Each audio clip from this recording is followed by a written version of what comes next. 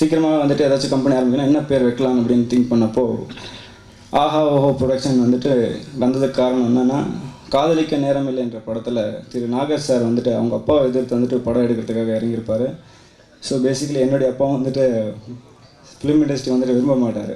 So என்னுடைய packing support இல்லாதனால சினிமாவில் வந்தப்போ இந்த விஷயத்தை வந்துட்டு நான் டிஃப்ரெண்ட்டாக பண்ணி காமிக்கணும்னு நினச்சப்போ அவருடைய ஞாபகம் வந்துட்டு ஏதோ ஒரு ட்ராவலிங் டைம் போனப்போ எனக்கு வந்துட்டு அமைஞ்சுது.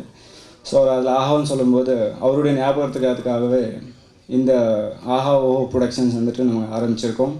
ஸோ இந்த ஆஹா ப்ரொடக்ஷனுடைய ஃபர்ஸ்ட் ஃபிலிம் ஆரண்யம் எல்லோருடைய சப்போர்ட்டால் அருமையாக வந்திருக்கு.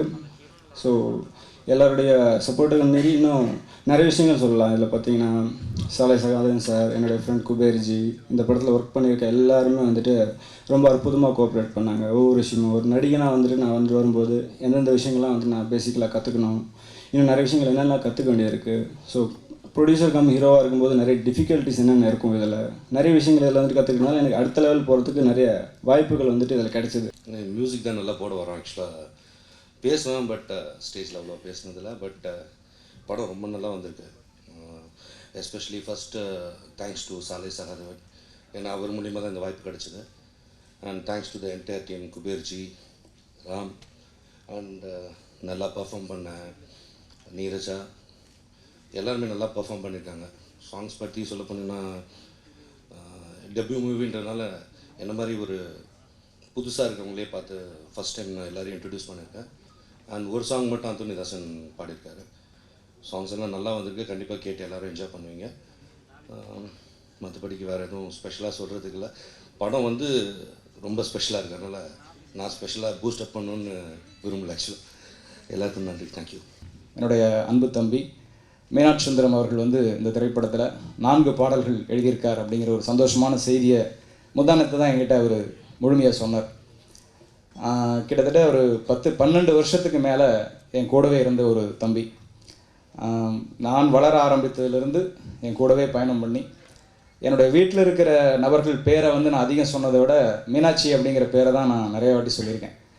ஸோ அந்த மாதிரி என் கூடவே பல ஆண்டுகள் பயணித்து என்னுடைய இலக்கியத்துறையிலாகட்டும், பாடல் துறையிலாகட்டும், மற்றும் எல்லா துறையிலையும் எல்லா விஷயமும் மீனாட்சிக்கு தெரியும். என்னுடைய வங்கி கணக்கு வரைக்கும் அவருக்கு தெரியுங்கிற அளவுக்கு என் கூடவே இருந்த ஒரு அன்பு தம்பி.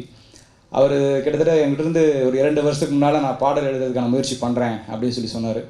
சொல்லிவிட்டு அதுக்கப்புறம் தன்னுடைய முயற்சியும் ஆரம்பித்தார். என்ன பெரிய பாராட்ட வேண்டிய விஷயம்னா, எந்த ஒரு சிபாரிசும் இல்லாமல், எந்த ஒரு பெரிய கூடுதல் அழுத்தமும் இல்லாமல் ஒரு தனி மனிதனாக இன்றைய காலகட்ட சினிமாவில் ஒரு 2 வருடம் தொடர்ந்து போராடி ஒவ்வொரு பாடல்களாக அங்காங்கே தடம் பதித்து இன்றைக்கி ஒரு முக்கியமான ஒரு படத்தில் ஒரு முக்கியமான 4 பாடல்களை எழுதுகிற அளவிற்கு அவர் வளர்ந்திருக்கார். அப்படிங்கிறது மூலமாக நிச்சயமாக இன்றைக்கி ஒரு வெற்றிக்குரிய இடத்தை அவர் பெற்றிருக்கிறார் அப்படிங்கிற நான் உணர்கிறேன். என்ன சத்தம் இந்த படத்தில் வெளியால் பேசும் வெளிச்சப்பூ என்ற பாடல் எனக்கு மிக அழுத்தமான அங்கீகாரத்தை ஏற்படுத்தினது. இன்றைக்கு கூட அந்த பாடல்கள் பலர் கேட்கும்போது அழகாக எழுதியிருக்கிற எந்த படம் என்று கேட்பார்கள். காலர் டியூனாக சில கால் டாக்ஸி டிரைவர்கள் வச்சுருக்கும்போது எனக்கு மனசுக்கு ஒரு சந்தோஷமாக இருக்குது. ஏன்னா இன்றைக்கி வந்து மீடியாக்கள் பொது இதில் வந்து பிரம்மாண்டமான ஹிட் படங்களுடைய பாடல்கள் மட்டும்தான் ஒளிபரப்படுகிறது. இது வந்து கடந்த ஒரு 5 ஆண்டுகளுக்கு மேலாக இது நிகழ்ந்து கொண்டு தான் இருக்கிறது. அண்ணன் பாபுஜி அவர்கள் வரும்போதெல்லாம் எல்லா பாடல்களுமே வெற்றி கொடுக்கிறது. கருப்பு தான் எனக்கு பிடிச்ச கலரு. ஒவ்வொரு பொருட்களுமே நீடித்து வந்த பாடல்கள் மிக அழுத்தமாக எல்லா மக்களையும் சென்றடைந்தது. இதற்கு எல்லோருடைய ஒத்துழைப்பும் அன்றைய காலகட்டத்தில் இருந்தது. ஆனால் இன்றைக்கு பெரிய படங்களின் வெற்றி மற்றும் அதுவும் வெற்றி பெற்ற படங்களின் பாடல்கள் மட்டும்தான் சென்றடைய கூடிய ஒரு சூழல் இங்கே நிலவி கொண்டிருக்கிறது. அந்த சூழலில் எனக்கு 4 பாடல்கள் எழுதும் வாய்ப்பை நண்பர் ராம் அவர்களும், இந்த படத்தின் தயாரிப்பாளர் நடிகர் ராம் அவர்களும், இயக்குனர் குபேரன்ஜி அவர்களும் கொடுத்திருக்கிறார்கள். இந்த பணியை நான் செம்மையாக செய்திருக்கேன் என்று நம்புகிறேன். Aaranyam looks like a very promising title and கண்டிப்பாக ஒரு young team. So I wish them all the success. Thank you so much. படம் ஒரு யங் டீம், நீங்கள் சொன்ன மாதிரி எல்லாருமே. ராம் வந்து ரொம்ப ஒரு ராம் தியேட்டரில் ஆக்டிங் பயிற்சியெல்லாம் எடுத்திருக்காரு. அப்புறம் ஒரு பிஸ்னஸ் பின்புலம் உள்ள குடும்பத்தில் இருந்து வர்றவர். ஸோ அவர் படத்தை தயாரிக்கிறதும் படத்தை வெளியிடுறதெல்லாம் எல்லாமே பொருத்தமாக தான் இருக்குது. மற்றபடி இந்த படத்தோட மற்ற தயாரிப்பாளர்கள், ஹீரோயின் நீரஜா, அவங்க ஒரு கேரளாவில் இருந்து வர்றாங்க. அவங்க ஒரு கலா திலகம் அப்படி விருதுகள் எல்லாம் பெற்றவங்கன்னு சொல்கிறாங்க. ஃபர்ஸ்ட் ஆஃப் ஆல் நான் கடவுள்கிட்ட நன்றி சொல்கிறேன். எனக்கு நெக்ஸ்ட்டு இந்த படத்தோட டைரக்டர் குபேரன் சார் கிட்டேயும், சகா சார், கேமராமேன் சகா சார், ஹீரோ ராம் எல்லோரும் எனக்கு ரொம்ப ஹெல்ப் பண்ணியாச்சு இந்த ஃபிலிமில். நாங்கள் எல்லோரும் ஒரு ஃபேமிலியாக தான் இந்த ஃபிலிம் ஒர்க் பண்ணேன். என்னோடய கேரக்டர் நேம் திவ்யா. என்ன கேரக்டர் என்னென்னா, அவள் என்ன ஒரு விஷயத்த பண்ணாலோ பார்த்தாலோ அதை அப்படியே ஃபோட்டோ எடுத்து ஃபேஸ்புக்கில் அப்லோட் பண்ணுவாங்க. அவள் ஒரு டிஃப்ரெண்ட்டான கேரக்டர் தான்.